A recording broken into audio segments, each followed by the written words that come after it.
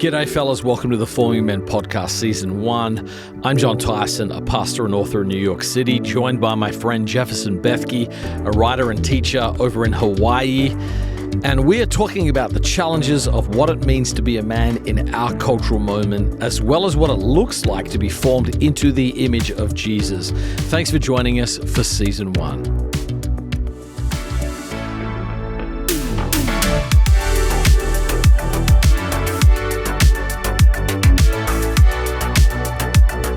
Hey fellas, before we start, I wanted to let you know how to get Jefferson and Mai's newest book, Fighting Shadows, completely free a few months before it comes out.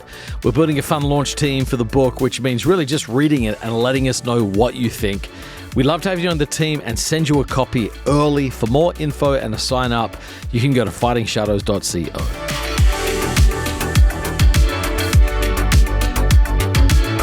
How's it going, everyone? Welcome to the Forming Men podcast, what we are calling Season 1, because we hope there's a lot more after this. Me and Jon are so excited to be here and chat for hopefully the next couple months with you about men, the sociological perspective, the theological perspective, the emotional, the spiritual. We got a lot to talk about. But one fun fact that I think we've told some people, but not a lot of people realize, is me and Jon actually pretty much met and started our friendship and partnership through a podcast, the Intentional Family podcast, that we would have shot that. Was that 2020? Was that 2020? I think it was 21. Yeah, you're right. 2021, fall 2021. And I think we met 5 minutes. We met in person 5 minutes before we started recording that podcast. And it's been so encouraging.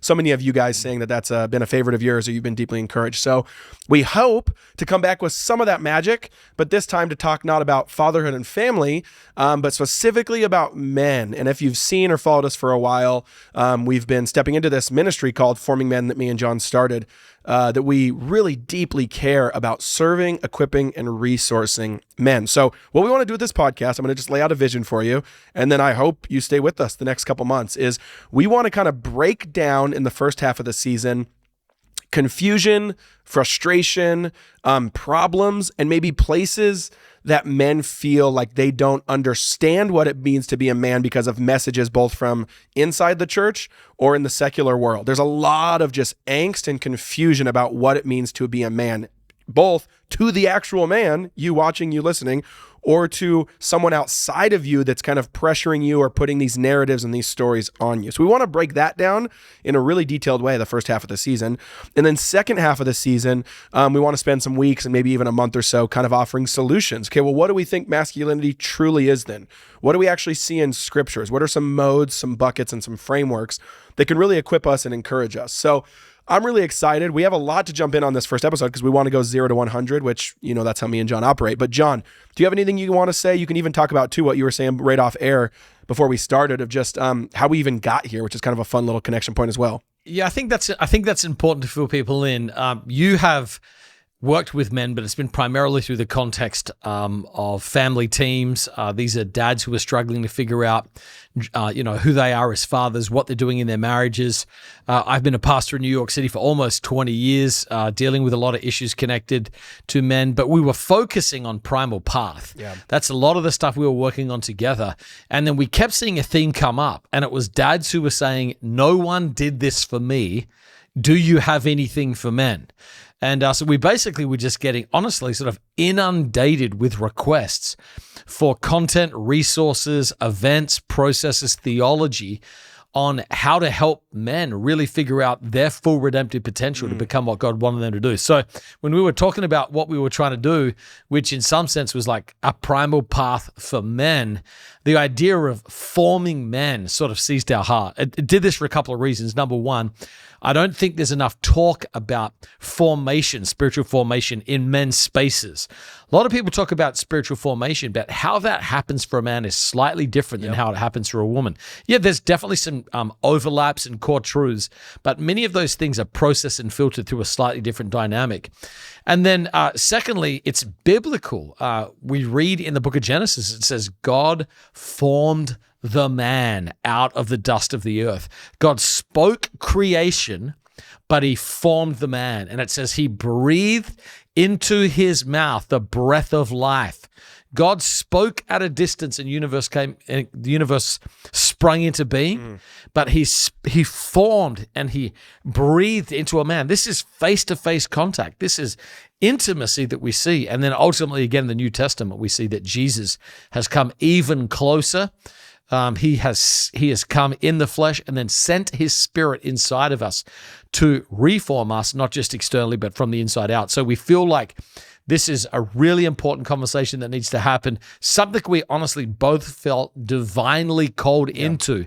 And I'm excited about being able to unpack some of these things with the folks who are listening in. 100%. So if you're listening, we hope on this first week, let us know on social media or wherever what's encouraging you. We love having a conversation through podcasts, but podcasts are hard to do that because it's not a two-way street. You're just kind of listening or watching us on YouTube or on podcasts or on Spotify. So we'd love to hear from you as we jump into some of this. Now, Jon, I want to share maybe just to start on episode 1, an idea that we've talked about before, but I want to kind of share it and I want to get your thoughts and your reactions. And you actually are you're the one that came up with this language, but it's been language that I have thought about since you brought it up. And I've constantly seen it out in the world as, I live as a man, 34-year-old married with kids, et cetera, which you don't have to be, but that's my archetype of a man that I'm walking into the world, seeing everything through. And you use this really brilliant phrase, months ago, earlier this year, when saying that basically a lot of men, they have 3 options in the world. They either can repress their masculinity, they can release their masculinity, or they can redirect, or the way I've thought about it is reorient their masculinity in some way. And so I think, breaking down those 3, I want to talk more about those because you made that as an off-the-cuff remark, and it's something that stuck with me that, again, has really deeply informed kind of me gathering more data and information as I think through that way. And another way to kind of think about that is it's almost like if I was talking to a buddy of mine and I said it same off the cuff, I was like, the interesting thing about being a man in 2024 in the West, in America, is you feel like you have 2 options and they're very bad options. It's either the archetype is be Andrew Tate or the archetype is gender is a social construct. There's no such thing as being a man. And you're kind of like, whoa, like I don't know if those are 2 options that I would like to choose, right?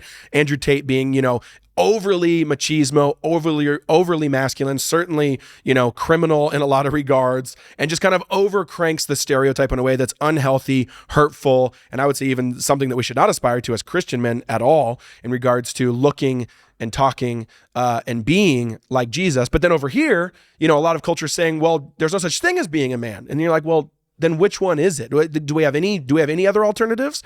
And I think we do in that kind of those 3 R's that you gave us. And so the repress is certainly the cultural voice saying, hey, gender is a social construct. There's no way to be a man. You shouldn't act like a man. You shouldn't talk like a man. There's no differences. But again, that doesn't serve us. I was going to say, and even that gets more confusing because you're told gender is a social construct. If you are a quote unquote biological male, that's irrelevant really for anything at all. Your biology and gender are so totally separated. And then on the same side, you get people who say, I'm a man because I identify as a man now. And quite often the people that transition to a male identity embody stereotypes. They take cross-sex hormones so they can embody the stereotypical characteristics of a man, which is often growing facial hair, working out, transforming their bodies through surgery so they look like a stereotypical vision of masculinity. And I only say that there, not in any way to talk about people wrestling with gender dysphoria. I just say that as a cultural commentary of how confusing it is for the typical person to make sense of the messaging in their culture. And I think it leaves a lot of people just feeling paralyzed. So the net result of the repress sort of model is you get a lot of men who feel like I've got more to give. Yes. I do have a kind of vision and energy and strength, but I'm afraid to put it out there because it's going to be viewed as toxic. It's going to be viewed as culturally repressive. It's going to be viewed as the patriarchy. Yes. And so a lot of guys are living with half of their heart, restraining their vision out of political correctness, nodding in meetings when they're thinking, I don't agree with any of this, just for the sake of going along or fitting in. And the problem with that is going to kill your heart. You are made in the image of God as a man. Male and female, he created them. That means God has some sort of purpose for you that will not be released, or maybe a better way to say it is, the way you release God's calling on your life is through a masculine lens. So if we don't have clarity on that, if we're living in confusion, we're not going to be able to be disciples and live what God's called us to in a very strong manner at all. Amen. Amen. And one kind of data point to even support that I thought was really fascinating when I was doing my research for this podcast is, there's so many voices in culture that are so pushing hard to be like, men, just lower your head, cower, don't be a man, no one wants you. But when we actually survey most Americans individually, meaning they have no fear of saying something online or something like that, we actually come across a lot of different data than that, which is really interesting. And so Juliana Horowitz, who is who's a Pew specialist in 2017, so obviously this has grown a little bit different, but that was not very long ago, found a couple interesting things with this exact thing, saying that actually people actually really believe and trust and desire and look up to masculinity more than we think, even though social media doesn't feel like that. She found that most people in our society, according to the data in the survey they did, look up to men who are manly or masculine. Now, defining what that is really interesting, but they left it as is in the survey. The most interesting part was that it said women were more than 1.5 times more likely to hold this view than men. So women looked up to men and to masculine energy. Again, you need to define those terms and what they are, which we will this season. But they didn't purposely in the survey, just to say like, do you desire masculinity? Do you look up to it? Women were 1.5 times more likely to look up to it. And then what was interesting as well is then 2/3 of men who say society two-thirds of men say that society looks up to masculine men. They say that is a good thing. And they say that is actually how it should be. So there was 2 questions. Do you look up to masculinity? Do you look up to men? And then 2, is that a good thing? And both of those were in favor of yes, we do look up, and yes, it is a good thing. So I just found that so interesting because that tends to feel different than the narrative that we find on social media because of cancel culture and all that. That's a really interesting point because as usual, the handful of cultural elites that sort of, control the communication mechanisms of our society rarely, if ever, represent the views of the typical person in this nation. Like the coastal elites end up having views that are more drawn out of radical theology or radical ideology coming from university settings that's never been tested in a human society. It's all just theory. Yes. They go straight into institutions where they see sort of media control or legislative control. And the typical person, I find so many people that just sort of roll their eyes when this stuff is lived out. Now, you get younger generations who believe this, but time shows that as people grow up a little bit, and I'm not saying that in any sort of condescending way. I spend my life working with young people and trying to help shape them. But the older you get, the more you realize untested radical ideologies don't build functional societies.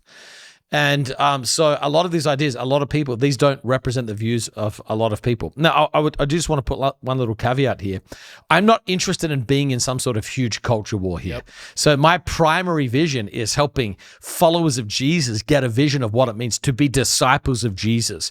But I do think it is important to orient how our discipleship takes place in the midst of these major cultural changes, particularly around masculinity. Amen. So that would be the repressed side. Now let's talk about the release side. The release side would be a way of saying like, just release your masculinity. Let it be unhinged, let it be unfocused, undisciplined, and let it just kind of let it show its full power and might in kind of an over-cranked, over-dialed way. So again, this would be the Andrew Tates of the world. Like I said, I think there's some even more milder voices that are not the same. So I'm going to name people that do not believe all the same things, but we have voices like Andrew Tate, Joe Rogan, Jordan Peterson. You could even say Tucker Carlson, whoever it is.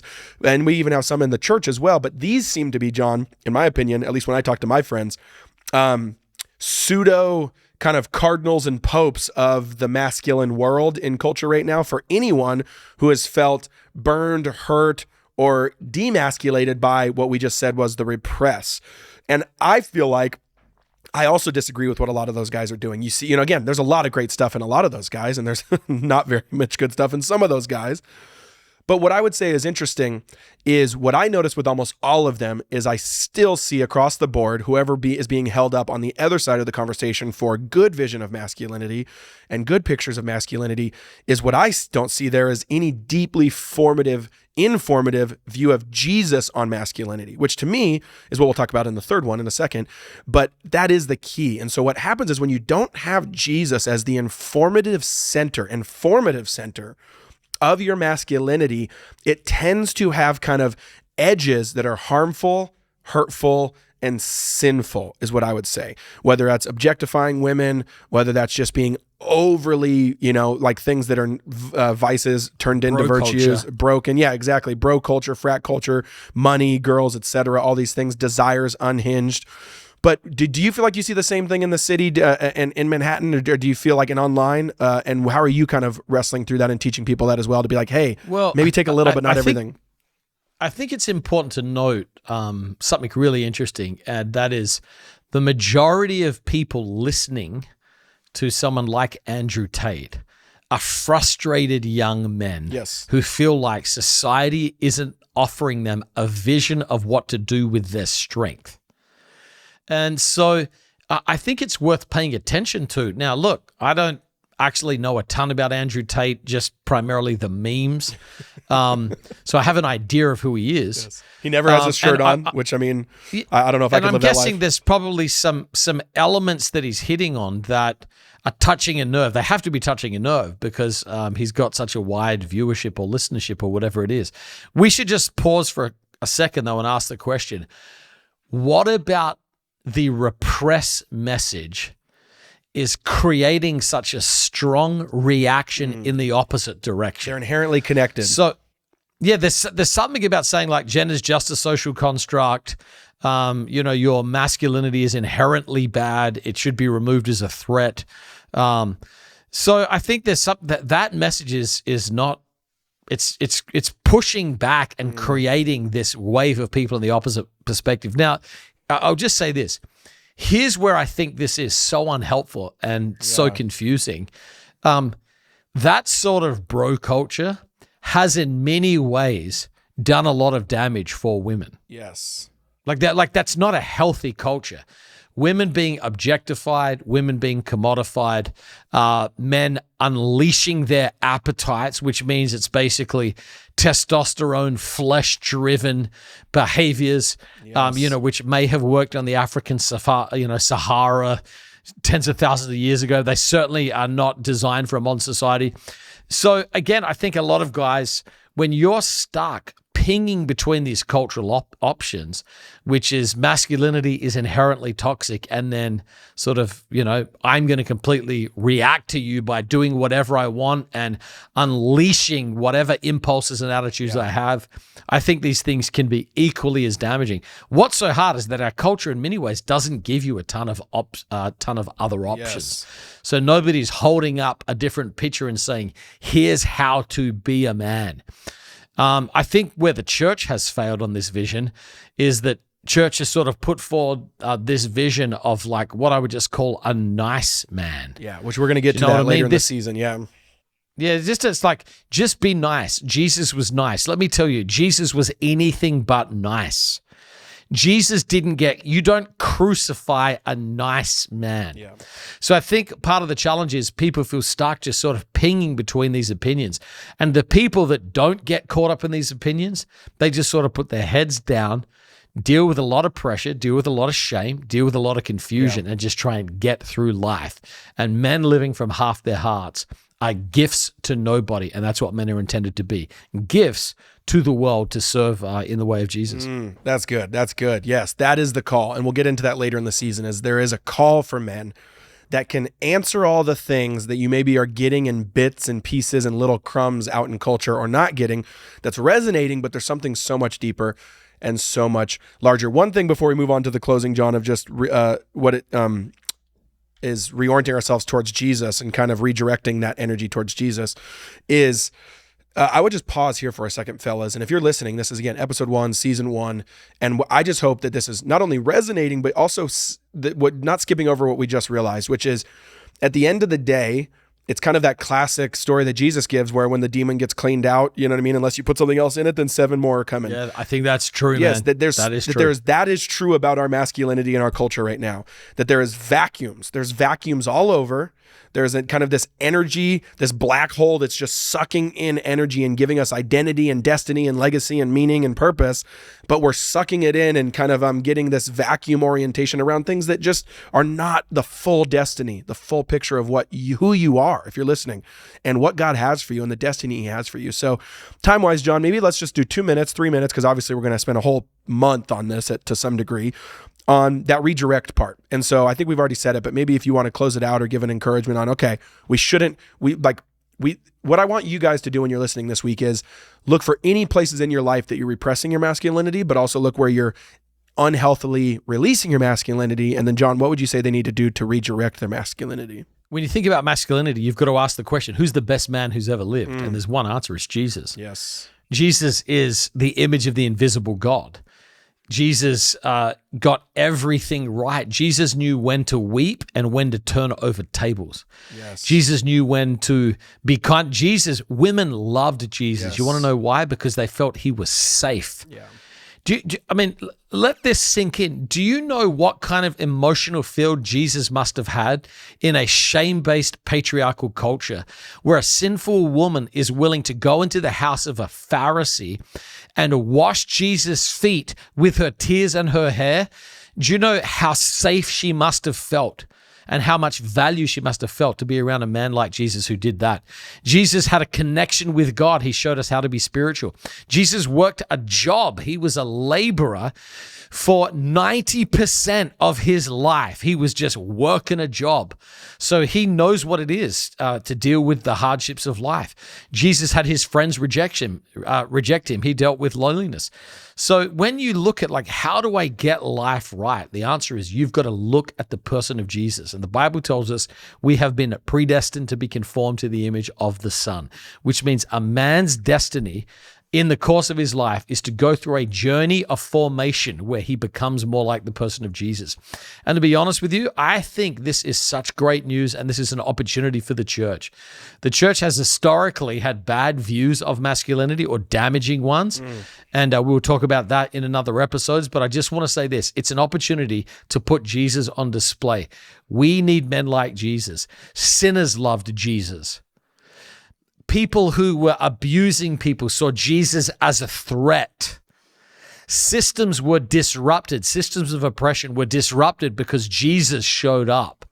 And so rather than repressing masculinity like there's no such thing, or living in the flesh and just letting wild instincts direct your life, we think we should reorient our energy as men to become like Jesus. Jesus is the model, Jesus is the vision, and ultimately Jesus promises to form us. He invites us to take up our cross, to die to these cultural visions, our personal wounds, our own agenda, to become like him. And we think that's an exciting journey worth taking. Amen. Amen. So if you're listening, make sure to jump in conversation with us. We'll probably post some clips from this episode this week on Instagram or TikTok or wherever. Hop in the comments and let us know what you think. We really, really enjoy the conversational element of podcast, and we try to create that on social media with the clips. And then, I think what Jon said is that's the final takeaway for this episode is not only just where do you repress and where do you release, be sensitive to that, be self-aware of that, lean into that conversation and that question, but then lastly, the redirect. And I think one really, really poignant question to ask that we will hopefully give solutions to and help you on in the next couple months is, does my life as a man draw the same reactions as Jesus in the moments that he draws them? That's a great question to, I think, give you as you go about your week. And we're excited for next week, where we're going to chat about how American Christianity has deformed masculinity. So we're going to look inside the walls next week and discuss what that looks like and how that's hurt us, and if there's any way around that as well. So until then, we'll see you next week. Hey, you guys, thanks so much for watching and listening to this podcast. One fun thing that we want to do is kind of every other week or sprinkled throughout the big episodes that me and Jon are recording is we want to answer and do episodes of your guys' questions to the last episode or the last couple weeks episodes.